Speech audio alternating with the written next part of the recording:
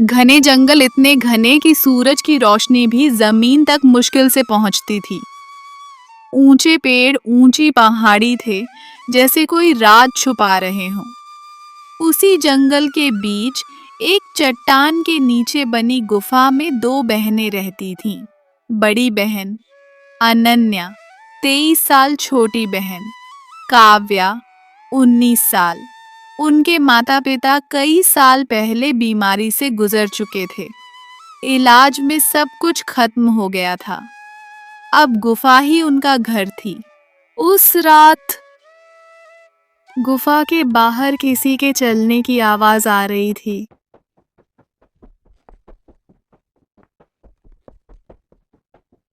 काव्या डरकर बोली, दीदी, कोई बाहर है क्या? अनन्या बाहर गई, लेकिन वहां कोई नहीं था। सुबह जब दोनों उठी, गुफा के बाहर लकड़ी का गट्ठर रखा था और उस पर लिखा था, नीली झील मत आना, वरना तुम दोनों वापस नहीं लौटोगी। दोनों एक दूसरे को देखने लगी। संघर्ष भरी जिंदगी। अनन्या रोज जंगल से लकड़ी लाती और शहर में बेचती।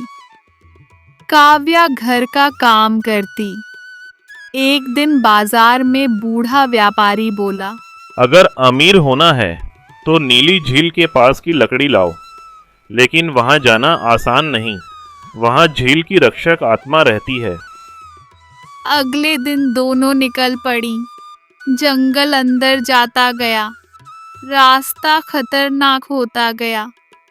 अचानक पेड़ों के पीछे एक काली परछाई उनका पीछा कर रही थी। काव्या बोली, दीदी, कोई हमें देख रहा है। लेकिन पीछे कोई नहीं था। अचानक एक सफेद हिरन सामने आया। दोनों चौंक गईं। हिरन बोला, आगे मत जाओ, वहाँ खतरा है। मैं पहले इंसान था, झील की रक्षक ने मुझे श्राप दिया।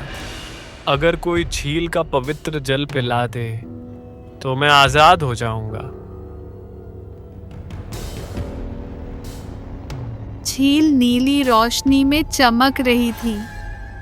तभी पानी से एक रहस्यमयी स्त्री निकली। क्यों आई हो यहाँ? अनन्या बोली, हम लालच से नहीं, किसी की मदद के लिए आए हैं। फिर बोली, अगर मेरे 3 सवालों के जवाब दिए तो जल ले जा सकती हो। पहला सवाल जो दिखता नहीं लेकिन सबसे ताकतवर है, अनन्या। विश्वास। दूसरा सवाल जो आगे बढ़ता है लेकिन वापस नहीं आता, काव्या। समय। तीसरा सवाल जो खुद जलता है लेकिन दूसरों को रोशनी देता है, काव्या। दीपक। रक्षक मुस्कुराई। लोग दौलत के लिए आते हैं, तुम पहली हो जो मदद के लिए आई हो। फिर वह वहां से जल लेकर हिरण के पास आए। उन्होंने हिरण को जल पिलाया। वह राजकुमार बन गया। जब दोनों गुफा लौटी, वहां सोने के सिक्के और रत्न थे। जैसे ही अनन्या ने एक सिक्का उठाया, वह हवा में उठ गया और आवाज आई, ये इनाम नहीं, ये जिम्मेदारी है। राजकुमार उन्हें अपने राज्य ले गया। राजा बोला, मांगो, क्या चाहती हो? अनन्या। हमें कुछ नहीं चाहिए। राजा भावुक हो गया। उसने कहा, तुम दोनों हमारे परिवार का हिस्सा बनो। समय के साथ दोनों बहनें राज्य की रानियां बनी। अनन्या बोली। अगर जिंदगी में कभी डर लगे तो याद रखना, डर के आगे ही नई जिंदगी मिलती है। साहस सबसे बड़ी ताकत है, मदद करने वाला कभी हारता नहीं। सच्चा दिल हमेशा जीतता है। बहुत समय पहले की बात है। सूर्यपुर नाम का एक छोटा सा गांव था।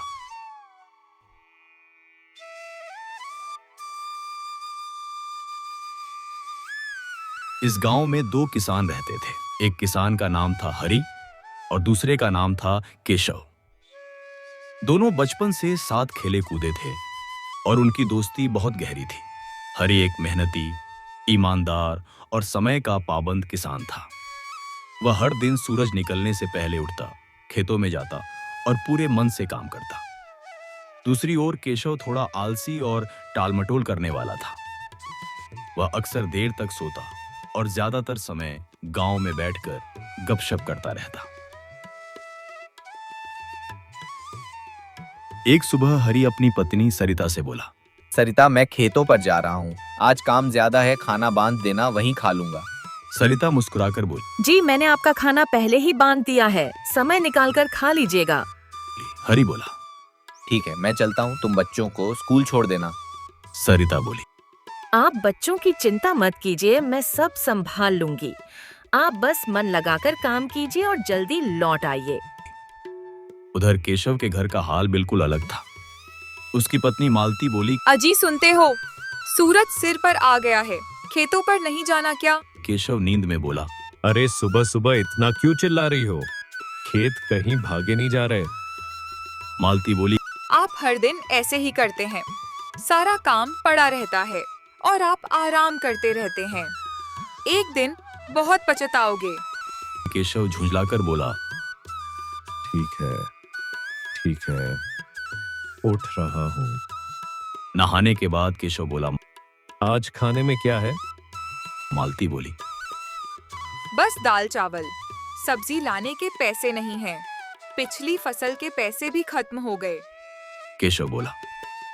कोई बात नहीं, यही खा लेता हूँ। खेतों में हरि पूरे मन से जुताई कर रहा था।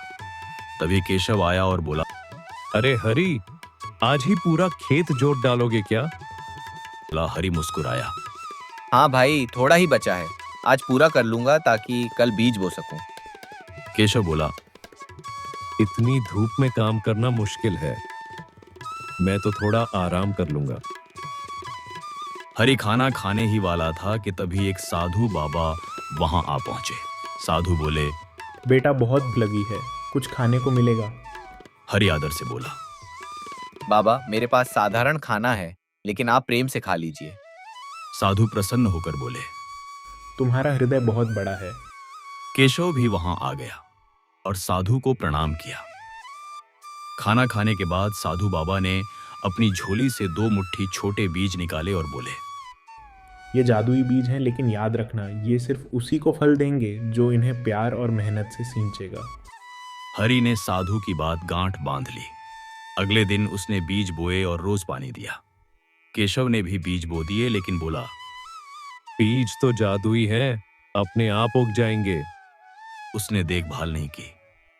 कुछ हफ्तों बाद हरि के खेत में बड़े बड़े चमकदार कद्दू उगाए। कद्दू तोड़ते ही फिर नए कद्दू उगाते। सरिता खुशी से बोली। यह तो सच में जादू है। दूसरी ओर केशव के खेत में सिर्फ सूखे पौधे थे। केशव बोला। साधु ने मुझे धोखा दिया। हरि ने समझाया। नहीं भाई, गलती हमारी मेहनत में थी। केशव को अपनी गलती समझ आई। वह बोला, मैंने आलस किया, इसलिए मुझे कुछ नहीं मिला। हरि ने कद्दू बेचकर खूब धन कमाया और सुखी जीवन जिया। केशव ने सीख ली कि मेहनत के बिना कोई जादू काम नहीं करता। सीख मेहनत, प्रेम और धैर्य से ही सफलता मिलती है। जादू भी उसी का साथ देता है जो खुद मेहनत करता है। बहुत समय पहले की बात है। आनंदपुर नाम का एक सुंदर गांव था।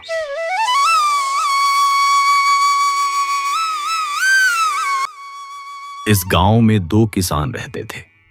एक का नाम था गोविंद और दूसरे का नाम था नरेश। दोनों बचपन से दोस्त थे और एक दूसरे के बिना रह नहीं पाते थे। गोविंद एक मेहनती और समझदार किसान था। वह हर दिन सूरज निकलने से पहले उठकर खेतों में चला जाता और पूरे मन से काम करता। वहीं नरेश थोड़ा लापरवाह और आलसी था। वह सोचता था कि किस्मत अपने आप सब कुछ दे देगी।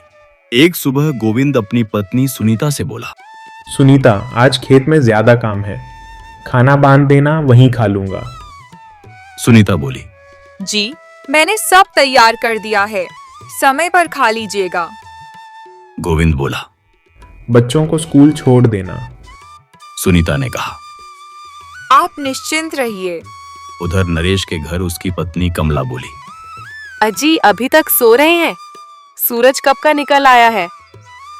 नरेश करवट बदलते हुए बोला, अरे अभी बहुत समय है, खेत कहीं भागे नहीं जा रहे। कमला बोली, आप हर दिन यही कहते हैं, मेहनत नहीं करेंगे तो फसल कैसे आएगी? नाश्ते में नरेश ने पूछा। आज सब्जी क्यों नहीं है?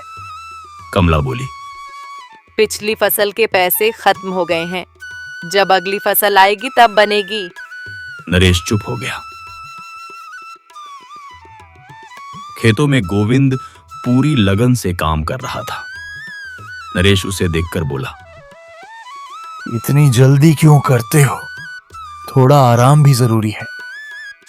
गोविंद मुस्कुराया। समय पर काम करोगे तो बाद में आराम मिलेगा। उसी दिन एक रहस्यमयी साधु गांव के बाहर आए। गोविंद ने उन्हें भोजन कराया। साधु प्रसन्न होकर बोले, बेटा, ये विशेष बीज हैं, ये वही देंगे जो तुम दिल से चाहोगे, लेकिन सिर्फ मेहनत करने वालों को। गोविंद ने बीज बोए और रोज देखभाल की। नरेश ने भी बोरीते दिए, लेकिन बोला, बीज खास हैं, खुद ही उग जाएंगे। नतीजा कुछ दिनों बाद गोविंद के खेत में विशाल सुनहरे आलू उगाए। फसल तोड़ते ही फिर नई फसल आ जाती। सुनीता खुशी से बोली, हमारी किस्मत बदल गई। उधर नरेश के खेत में कुछ भी खास नहीं उगा।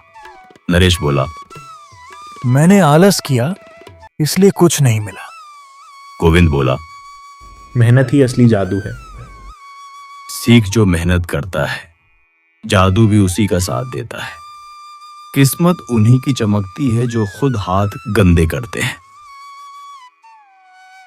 दोस्तों, वीडियो कैसा लगा कमेंट में बताएं और अच्छा लगा तो वीडियो को लाइक कर दें और ऐसे ही मजेदार कहानी के लिए चैनल को सब्सक्राइब कर दें और बेल आइकन ऑल पर क्लिक कर दें। धन्यवाद।